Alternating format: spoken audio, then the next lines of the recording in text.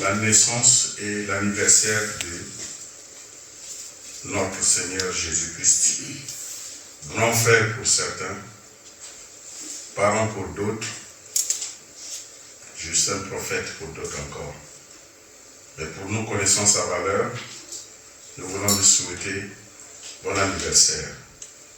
On peut recevoir notre sœur Marie-Christine pour le message.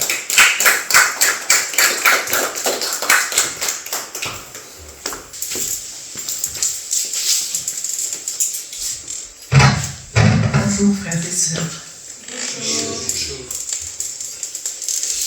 Alors je vous avoue que je suis un peu prise au dépourvu parce que en fait je sens que Jésus est là et je suis touchée et impressionnée. En fait dans 2 jours ce sera Noël. Et des millions de personnes autour du monde vont célébrer ce jour, faire la fête, offrir des cadeaux, en recevoir. Malheureusement, trop de gens vont se laisser dérouter, vont laisser de côté l'essentiel, la vraie signification de cette célébration. En vérité, ce sera l'anniversaire de Jésus, ni plus, ni moins. Alors pour commencer, j'aimerais vous partager mon propre vécu avec Jésus. Et en fait, c'est une histoire d'amour. Quand j'étais enfant, et puis ado, Jésus comptait beaucoup pour moi. Beaucoup, beaucoup. C'était pour moi un compagnon, mais plus que ça, c'était un ami très intime. Et je lui parlais tous les jours. Je sentais en lui une infinie bonté. Je sentais qu'il m'aimait plus que quiconque. Et moi aussi, je l'aimais. Et je voulais tellement le connaître mieux. Je voulais tant l'aider dans son travail au paradis pour visiter les pécheurs et surtout pour racheter les pécheurs. À l'époque, je lisais beaucoup d'histoires de saints. Et j'avais le désir de devenir moi-même sainte un jour. Oui, j'ai souvent pensé à devenir religieuse ou missionnaire. Mais en même temps, je rêvais, depuis l'âge de 5 ans, de devenir vétérinaire. Et finalement, j'ai fait le choix de laisser Jésus un peu de côté et de poursuivre mes études. C'est lui qui ne m'a pas laissé de côté. C'est à ce moment-là que je faisais mes études à Lyon, en fait. Et j'ai rencontré cet homme si particulier, Sun Myung Moon, qu'on appelle notre Père, et qui versait des larmes en parlant de Jésus. Là, j'ai pu constater à quel point il l'aimait, plus encore que je ne l'aimais. Et plus que ça, en fait, son regard m'a apporté des éclairages majeurs concernant Jésus. Des éclairages qui ont changé mon propre regard. De telle façon qu'il m'est impossible aujourd'hui de revenir à ma compréhension d'avant. Même si je le voulais. C'est Jean-Philippe qui dit souvent que l'enseignement de notre Père, c'est un peu comme apprendre que 2 plus 2 égale 4. Une fois qu'on sait ça, on ne peut plus en faire abstraction. On va fonder toute notre vision des mathématiques, de la science, de la vie en général, sur cette donnée de base, une fois qu'on la connaît. Eh bien là, c'est pareil. Alors, par exemple, notre Père pose cette question. Quand les rois mages sont venus visiter Jésus, alors qu'il dormait dans la mangeoire d'une étable, pourquoi ne l'ont-ils pas emmené avec eux pour en prendre soin? Franchement, je n'y avais jamais pensé.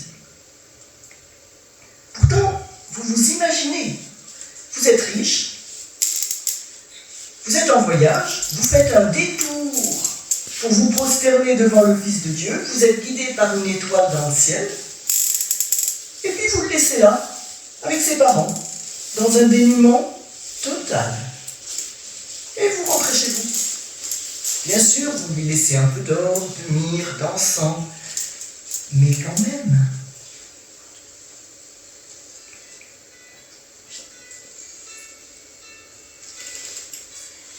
Quand j'étais enfant, pour Noël, ma mère installait une crèche avec tous les personnages. Joseph, Marie, Jésus, les bergers, les rois mages, le bœuf, l'âne. Et franchement, je ne me suis jamais posé de question sur le fait que depuis 2000 ans, on se réjouit de voir Jésus placé dans une mangeoire. Et voilà que notre Père vient nous dire « Ah mais non, est-ce que c'est vraiment l'endroit où le Fils de Dieu, le roi des rois, aurait dû naître ?» Et il nous pose à tous la question, pensez-vous que Dieu voulait que son Fils naisse dans une étable? Qu'est-ce que Marie elle-même pensait de cette situation? On peut se poser cette question-là aussi. Elle savait par révélation le genre d'enfant que serait son fils. Alors est-ce qu'elle était heureuse qu'il naisse dans une étable et qu'elle le couche dans une mangeoire? Est-ce qu'elle ne se disait pas dans son cœur que le Fils de Dieu méritait mieux que le plus grandiose des palais? Avouez qu'il y a quand même de quoi s'interroger. Dieu a travaillé pendant 4000 ans pour préparer la venue de Jésus. Après toute cette préparation, sa naissance n'aurait-elle pas dû être le plus grand événement qui soit? Alors la question suivante qu'on peut se poser, c'est qu'est-ce qui n'a pas marché? Qu'est-ce qui n'a pas fonctionné pour en arriver là? Eh bien, je vous propose de revisiter les débuts de cette histoire-là. Il y a Marie, la maman, qui était fiancée à Joseph et qui a reçu le message, pour le moins surprenant, que le Messie allait voir le jour à travers elle. Et c'est l'ange Gabriel qui lui a dit, alors ça c'est dans Luc, « Voici que tu concevras dans ton sein et enfanteras un fils, et tu l'appelleras du nom de Jésus. Il sera grand et sera appelé Fils du Très-Haut. Le Seigneur Dieu lui donnera le trône de David, son père. Il régnera sur la maison de Jacob pour les siècles, et son règne n'aura pas de fin. L'être saint qui naîtra sera appelé Fils de Dieu. » Alors, suite à cette annonce pour le moins fracassante, Marie est allée se confier à sa cousine Élisabeth et à Zacharie, son mari, donc le grand prêtre, qui était un membre extrêmement respecté de sa famille. Et c'est ce que nous dit l'évangile de Luc, encore une fois. En ces jours-là, Marie partit et se rendit en hâte vers la région montagneuse dans une ville de Juda. Elle entra chez Zacharie et salua Élisabeth. Élisabeth elle-même était enceinte de Jean-Baptiste. Et elle lui a confirmé les dires de l'ange. « Béni sois-tu entre toutes les femmes et béni soit le fruit de ton sein, » dit l'Évangile. Et c'est ainsi que Dieu avait informé avant tout le monde, Marie, Zacharie et Élisabeth, de la naissance du Messie. Et là, notre Père nous explique. Ils avaient tous les trois la mission cruciale et absolue de servir Jésus. Le Fils de Dieu avait besoin d'un mur de protection pour grandir en sécurité dans le monde satanique. Dieu avait espéré que ces 3 personnes de la famille de Zacharie établiraient ce fondement de protection. En fait, Jésus aurait dû naître bien au chaud, en toute sécurité, et puis grandir, et puis être éduqué chez Zacharie et Élisabeth. Marie aurait dû rester avec eux.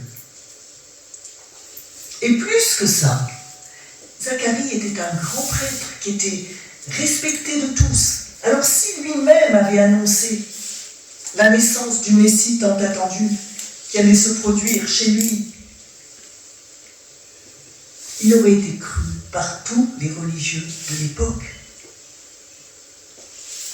Et si les prêtres, les scribes, les docteurs de la loi, les dirigeants d'Israël avaient été informés de la venue du Fils de Dieu, certainement, au cours des mois qui ont précédé la naissance de Jésus, tout le monde aurait attendu son arrivée.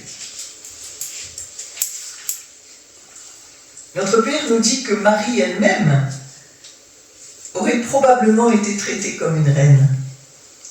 Elle aurait été honorée comme elle le sera un jour par les chrétiens, comme elle l'est depuis 2000 ans. Et elle aurait été à ce moment-là. Mais rien ne s'est passé comme ça. Alors Dieu a mis au point un plan B. Il a fait connaître l'existence de Jésus au roi mage, comme je vous le disais tout à l'heure. Et voilà ce que dit notre Père à ce sujet. Pour que Jésus réalise sa mission dans les meilleures conditions, Dieu envoya 3 sages qu'il guida vers cet endroit. Ils étaient censés pourvoir aux besoins de Jésus et à son éducation. Que se serait-il passé si les mages avaient emmené Marie et l'enfant chez eux? Si Jésus avait été élevé et mis à l'abri, les sages qui en auraient pris l'initiative seraient devenus des personnages historiques célèbres. Ils auraient été les 3 premiers disciples de Jésus. Et on peut penser que Jean-Baptiste aurait été le 4e. En fait, si Jésus avait grandi soit chez Zacharie, soit chez les rois mages, il aurait été écouté, pris en compte, respecté. Bref, le peuple juif n'aurait eu aucun mal à réaliser l'œuvre de Dieu. Et c'était quoi l'œuvre de Dieu? Eh bien, Jésus le dit très clairement dans l'évangile de Jean. L'œuvre de Dieu, c'est que vous croyez en celui qu'il a envoyé. Il n'a jamais dit l'œuvre de Dieu, c'est que vous me crucifiez. Rien ne s'est produit comme il aurait fallu. Rien. Du coup, Jésus a dû partir à la recherche de ses propres disciples. Et en tant que bâtard, fils adoptif d'un simple charpentier, sa parole n'avait pas grand poids auprès des autorités, surtout auprès des autorités religieuses. Voilà, et on peut imaginer que dès sa tendre enfance, rien n'a été facile pour lui. Pourquoi? La Bible nous dit qu'en fait, Marie est demeurée juste 3 mois chez Élisabeth, puis elle est rentrée chez elle. Et c'est à partir de ce moment-là que les difficultés ont commencé, et pour elle, et pour Jésus. Vous connaissez l'histoire. Dès son retour, Joseph s'est rendu compte que Marie était enceinte, et pas de lui. Vous pouvez imaginer le choc? Marie, sa fiancée bien-aimée, revenait enceinte après une absence de 3 mois. Mais il a dû être tellement choqué. Mettez-vous à sa place. L'Évangile nous dit, Joseph qui était un homme juste et ne voulait pas la dénoncer publiquement, résolu de la répudier sans bruit. Et c'est là que Dieu est venu en aide à Marie. Il a envoyé un rêve à Joseph, dans lequel un ange lui disait, alors ça c'est dans Matthieu, l'ange qui parle, « Joseph, fils de David, ne crains pas de prendre chez toi Marie, ta femme, car ce qui a été engendré en elle vient de l'Esprit Saint. Elle enfantera un fils, et tu l'appelleras du nom de Jésus, car c'est lui qui sauvera son peuple de ses péchés. » En fait, l'ange a répété ce que Marie avait dit à Joseph. Du coup, il est resté avec elle, il l'a épousée, à cause de ce rêve. Mais ça n'a pas dû être facile du tout. Imaginez que vous soyez vous-même dans cette situation, en particulier vous les hommes. Supposez que vous deviez épouser une femme déjà enceinte d'un autre, enfin de l'enfant de quelqu'un d'autre. Si elle vous disait qu'il a été conçu par l'Esprit Saint, ça serait quoi votre réaction? Même en ayant eu un rêve rassurant à ce sujet-là. Alors peut-être qu'au début, vous n'auriez ni doute, ni ressentiment. Mais pourriez-vous conserver cette générosité pendant des années et des années? Joseph a sans doute demandé plusieurs fois à Marie qui était le père de l'enfant. Tout au début, il a certainement pensé qu'il pourrait comprendre, qu'il pourrait accepter, mais à la longue, il est probable que la situation lui est devenue insupportable. Il ne pouvait juste pas croire à cette histoire de Saint-Esprit. Et notre Père nous suggère qu'après la naissance de Jésus, la tension entre Joseph et Marie est devenue de plus en plus forte. Et Joseph a peut-être même commencé à considérer Jésus comme étant l'obstacle qui avait brisé sa relation avec Marie. Et les frères et sœurs de Jésus, ils entendaient ce que leurs parents disaient à son sujet. Ils entendaient leur querelle. Alors, ils ont peut-être bien eu du mal à respecter leur frère aîné. Pareil pour la famille de Joseph. Ses parents, sa fratrie, ses oncles, ses tantes, ils savaient certainement que Jésus n'était pas l'un d'entre eux, que leur sang ne coulait pas dans ses veines. Alors ils avaient certainement aussi du mal à le respecter. Franchement, pensez-vous que Jésus a pu grandir heureux dans ces circonstances? Et même au-delà de sa famille, dans le quartier, il devait y avoir pas mal de commérages par rapport à cet enfant dont on ne connaissait pas le père. Tous les enfants qui jouaient avec lui, ils ont certainement dû répéter des choses qu'ils avaient entendu dire par leurs propres parents. Ce qui fait que Jésus n'a sans doute pas pu avoir de relation normale avec les autres enfants. Et pourtant, lui-même, il savait qu'il était spécial. Il savait qu'il était né pour sauver le monde. Il savait qu'il était le fils unique de Dieu. Il entendait ce que les gens disaient autour de lui. Mais l'image qu'il avait de lui-même était complètement différente. Alors, on peut imaginer qu'il a été, dès son plus jeune âge, dans une solitude absolue. Personne ne le comprenait, ni sa mère, ni son père, ni ses frères, ni ses camarades, ni les enfants du quartier, les autres enfants et plus tard, les adultes. Et en plus, les gens qu'il voulait sauver, c'était ceux-là même qui se moquaient de lui et qui le rejetaient.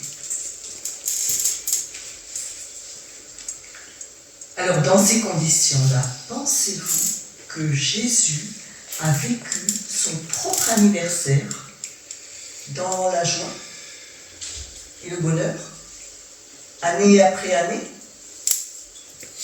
Je ne crois pas. En fait, au fur et à mesure que Jésus grandissait, au fur et à mesure qu'il comprenait qui était Dieu et quelle était sa mission à lui, son cœur devenait sans doute de plus en plus lourd et son environnement de plus en plus difficile à supporter.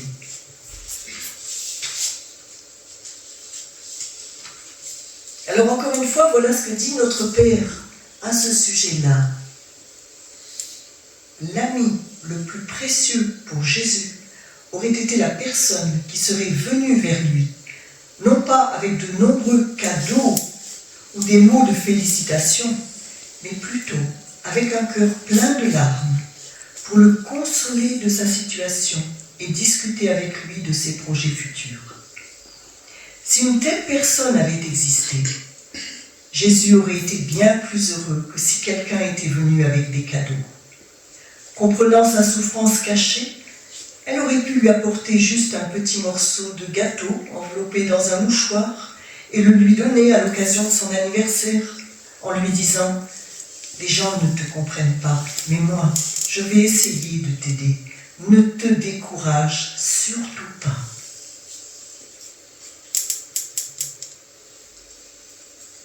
Alors, quelle serait la vraie manière de célébrer Noël?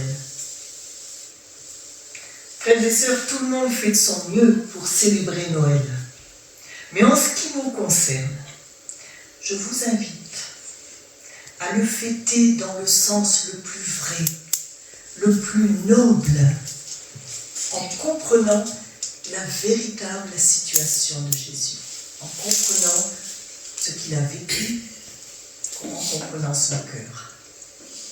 Et si nous savons célébrer cet anniversaire avec une profonde empathie pour tout ce qu'il a enduré, cette solitude, cette injustice, cette peine qu'il a ressentie tout au long de sa vie, depuis sa plus tendre enfance, alors je crois que son cœur sera touché jusqu'aux larmes.